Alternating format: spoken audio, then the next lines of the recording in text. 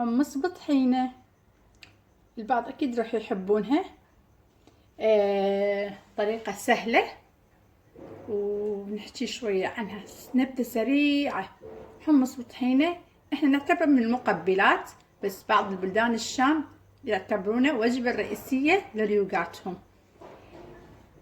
سويت لكم اياها بمواد سهلة بدون اي تعصبات. يلا ندخل الفيديو نشوفه، بس ناكله بس ما مسوية شاي. يلا خليها غير مرة. يلا ندخل الفيديو.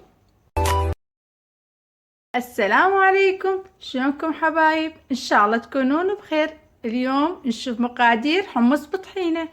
عندنا كوبين حمص مسلوق، عندنا نص كوب راشي او طحينة، عندنا 4 ملاعق ماي حمص المسلوق، عندنا ربع كوب زيت، ربع كوب ليمون حامض. يلا خلينا نسوي موادنا. عندنا هاي محضرة الطعام، نفكها نخلي الكوبين. هنقرب على الكاميرا شوي بعد المواد. بسم الله. عندنا نص كوب راشي،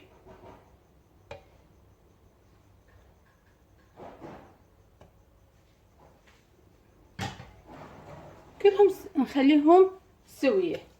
4 ملاعق ماء السلق. عندي هنا عصر الليمون ربع كوب.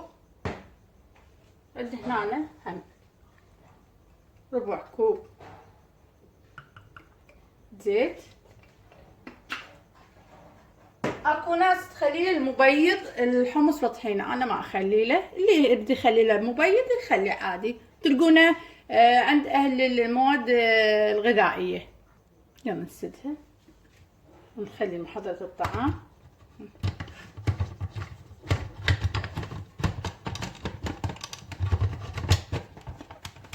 يلا نكبس.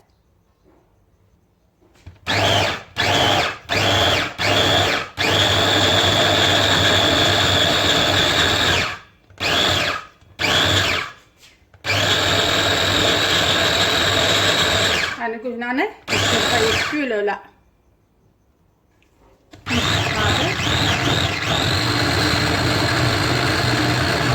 يكفي. هنا نشوف هذا كافي القوام مالته. نشوفه يا سلام، شكله يجنن. نشيل الشطرة.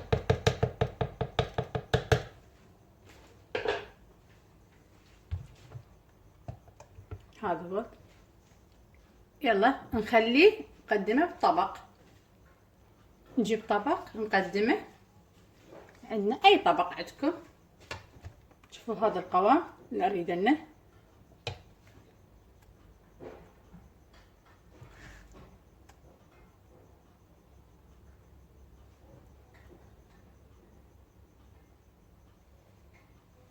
نزينه لكم.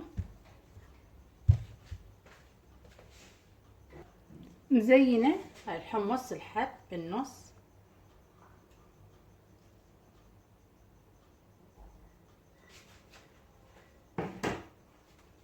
بالشوكة.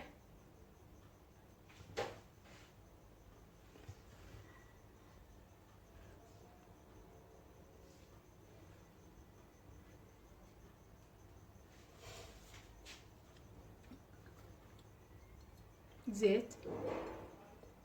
اذا ترغبون تخلون على السماك عادي، خلونا السماك. نجيب فرشته يعني السماك، لا ولو هيك نخليه احلى. ان شاء الله عجبكم الحمص بطحينه. اتمنى تشاركون قناتي، تحطون لايك، لا تنسون تنزلون تفعلون الجرس. تحياتي لكم. يوميات مطبوخة. تانوني الحلقة الجاية.